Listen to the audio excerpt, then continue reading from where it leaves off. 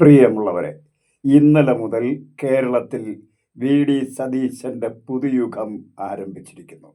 വളരെ സൗഹാർദ്ദത്തോടെയാണ് അദ്ദേഹം ഈ പുതുയുഗത്തിന് തുടക്കം കുറിച്ചിരിക്കുന്നത്.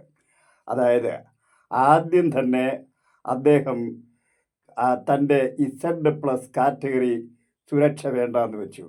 തനിക്ക് പുതിയ കാറ് വേണ്ട, തൻ്റെ വാഹനത്തിന് ഒരു പൈലറ്റും ഒരു എസ്കോർട്ടും മതിയെന്ന് ഉന്നത പോലീസ് ഉദ്യോഗസ്ഥർക്ക് അദ്ദേഹം നിർദ്ദേശം നൽകിക്കഴിഞ്ഞു. അതായത് ഒരു പൊളിച്ചെഴുത്ത് അദ്ദേഹം തുടങ്ങിയിരിക്കുന്നു. നമ്മുടെ സിസ്റ്റത്തിൻ്റെ തകരാറാണെന്ന് വീണ ജോർജ് പറഞ്ഞതുപോലെ ഈ സിസ്റ്റം പൊളിച്ചെഴുതാൻ അദ്ദേഹം തീരുമാനിച്ചിരിക്കുന്നു. സതീശൻ്റെ പൊളിച്ചെഴുത്ത് കണ്ട് ജനം കൈയടിക്കുകയാണ്. കാരണം നമ്മുടെ ക്ലിഫ് ഹൗസിൽ നിന്ന് സെക്രട്ടേറിയറ്റിലെ നോർത്ത് ബ്ലോക്കിലേക്കുള്ള 3.5 കിലോമീറ്റർ ദൂരം മണിക്കൂറുകൾക്ക് മുമ്പേ തന്നെ റോഡടച്ച് നമ്മുടെ പിണറായി രാജാവ് 15-20 കാറുകളുടെ അകമ്പടിയോടെ വെച്ച് പിടിക്കുന്ന അതിഭയാനകമായ യാത്ര, കോടികൾ ചിലവഴിക്കുന്ന യാത്ര ഒന്നാലോചിച്ച് നോക്കൂ. അവിടെ പിണറായി വിജയൻ ചിലവഴിക്കുന്നതിൻ്റെ 1% തുക മാത്രമേ ഇദ്ദേഹത്തിന് ആവശ്യമുള്ളൂവെന്ന്. അതായത് 1 കോടി രൂപ പിണറായി വിജയൻ ചിലവഴിക്കുമ്പോൾ സതീശൻ 1 ലക്ഷം രൂപ ചിലവഴിക്കുന്നു. വെറും 1%. കഴിഞ്ഞ 10 വർഷക്കാലം 22 മന്ത്രിമാരും ഇവരുടെ ഗൺമാന്മാരും അതുപോലെ സുരക്ഷാ ചിലവുകളും ഈ കേരളത്തെ മുടിപ്പിച്ച ഖജനാവിന് ആ ചോർച്ച ഈ വി.ഡി. സതീശൻ ആ ചോർച്ച അടയ്ക്കുകയാണ്. അങ്ങനെ നമ്മുടെ ഖജനാവിന് അതിഭീമമായൊരു ലാഭം ആ വഴിക്ക് തന്നെ വരുന്നു. അതുപോലെ തന്നെയാണ് ഇവിടെ സൗഹൃദ കാഴ്ചയിൽ അദ്ദേഹം എല്ലാ മനുഷ്യരെയും പോയി കണ്ടു. അതായത് കാർത്തികേയൻ്റെ ഭാര്യയും മകനെയും അവിടെ ചെന്നപ്പോൾ അവർ കെട്ടിപ്പിടിച്ച് അവനെ ആശ്വസിച്ചുകൊണ്ട് പറയുന്നത്, സതീശൻ ഞങ്ങളുടെ മൂത്ത മകനാണ്, നിങ്ങൾക്ക് മുഖ്യമന്ത്രിയായിരിക്കാം. ഇത്രയും ഒരു സൗഹൃദ കാഴ്ചയിലൂടെ തുടങ്ങുന്ന ഈ ഭരണം നമുക്ക് സതീശനിൽ കേരളത്തിന് പ്രതീക്ഷ അർപ്പിക്കാം. കാരണം ഒരു ഗാന്ധിയൻ തന്നെയാണ് ഈ സതീശൻ എന്ന വ്യക്തിയെന്ന് തെളിയിച്ചു കഴിഞ്ഞിരിക്കുന്നു. അതാണ് ഇത്രയും ഭയാനകമായ ചിലവ് കുറയ്ക്കൽ പദ്ധതി തന്നെ ഇവിടെ ആദ്യ ദിനം തന്നെ നടപ്പാക്കിയിരിക്കുന്നത്. സതീശൻ കഴിഞ്ഞ 5 വർഷം കൊണ്ട് കോൺഗ്രസിനെ അഴിച്ച് പണിഞ്ഞ് എണ്ണയിട്ട യന്ത്രം പോലെ പ്രവർത്തിക്കാൻ ഒരു ടീമായി നിന്ന് പ്രവർത്തിച്ച് അത് വിജയിച്ച് കാണിച്ച് തെളിയിച്ച മനുഷ്യരാണ്. അദ്ദേഹത്തിന് ഈ പിണറായി വിജയൻ മുച്ചൂടും മുടിച്ചിട്ടേച്ച് പോയിരിക്കുന്ന ഈ കേരളത്തെ അതുപോലെ തന്നെ അഴിച്ച് പണിഞ്ഞ് വളരെ വലിയ ഒരു വാക്തത്വ ഭൂമിയാക്കി മാറ്റാൻ സതീശന് കഴിയുമെന്ന കാര്യത്തിൽ യാതൊരു സംശയവും നമുക്ക് വേണ്ട. അദ്ദേഹത്തിൻ്റെ സൗഹൃദ കാഴ്ചയിൽ അദ്ദേഹം നമ്മുടെ മുഖ്യമന്ത്രിയായിരുന്ന ശ്രീ പിണറായി രാജാവിനെയും സന്ദർശിച്ചു.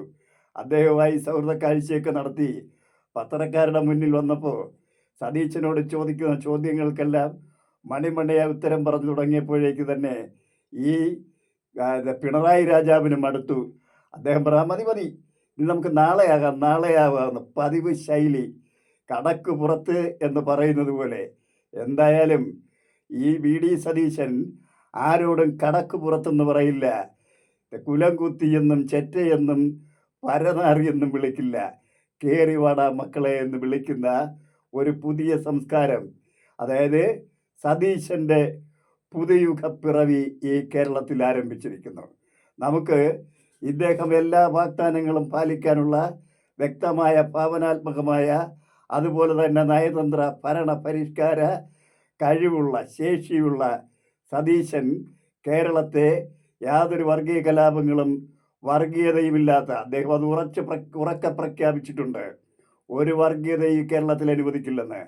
അങ്ങനെ സതീശൻ കേരളത്തിൽ നയിക്കുമ്പോൾ എല്ലാ വിഭാഗം ജനങ്ങളും, പ്രത്യേകിച്ച് നമ്മുടെ SFI DYFI ഗുണ്ടകളെ ഈ ഭരണത്തെ അട്ടിമറിക്കാൻ ഇറങ്ങിത്തിരിക്കും. സമരം കൊണ്ട് ഈ കേരളത്തെ നശിപ്പിക്കുമെന്ന കാര്യത്തിൽ സംശയമില്ല. പക്ഷേ സതീശന് അതിനെയൊക്കെ അതിജീവിക്കാൻ കഴിയും.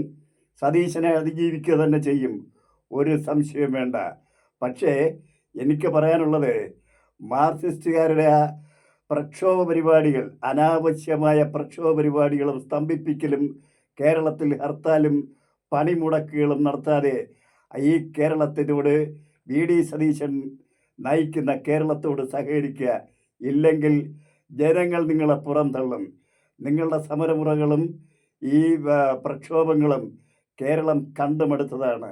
രക്തസാക്ഷി ഫണ്ട് തട്ടിപ്പ് പോലെ സകലവിധ ഫണ്ട് തട്ടിപ്പുകളും നടത്തി സുഖിച്ചു വാഴുന്ന ഈ സഖാക്കളുടെ സകലവിധ സപ്രപഞ്ചങ്ങളും തകർന്നടിഞ്ഞ് ഇവിടെ ഒരു പുതിയ സംസ്കാരം വരുമ്പോൾ ആ സംസ്കാരത്തോട് യോജിക്കുകയല്ലാതെ നിങ്ങൾ വിയോജിച്ചു നിന്നാൽ നിങ്ങളെ അടുത്ത തവണ ഒരു പ്രതിപക്ഷം പോലുമാകാൻ ജനങ്ങൾ അനുവദിക്കില്ല എന്ന് ഓർമ്മയിൽ സൂക്ഷിച്ചുകൊണ്ട് എല്ലാ DYFI SFI ഗുണ്ടകളും മാന്യമായി മനുഷ്യത്വപരമായി പെരുമാറുകയും സതീശൻ്റെ ഭരണപരിഷ്കാരങ്ങളോട് സഹകരിക്കുകയും ചെയ്യുക എന്ന് മാത്രമാണ് എനിക്ക് അവരോട് പറയാനുള്ളത്.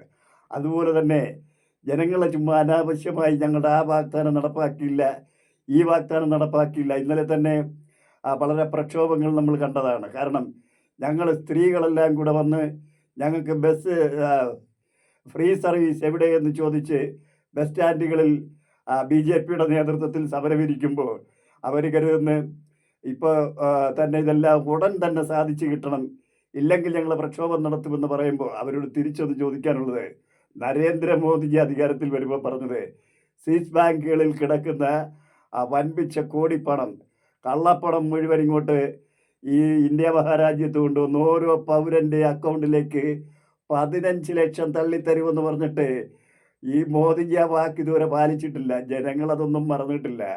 അതുകൊണ്ട് നിങ്ങൾ സമരത്തിനിറക്കുന്നവരുമൊക്കെ വളരെ ആലോചിച്ചും സൂക്ഷിച്ചും ഈ കേരളത്തോട് ഇനി പ്രതികരിക്കണം. കാരണം കേരളം ഏതാണ്ട് ഇനി അഹിംസയിലൂടെ ഗാന്ധി മാർഗത്തിലൂടെ തന്നെ മുന്നോട്ട് പോകുമെന്ന് ഈ കേരള ജനതയ്ക്ക് പൂർണ്ണമായി അറിയാം. അതുകൊണ്ട് തന്നെ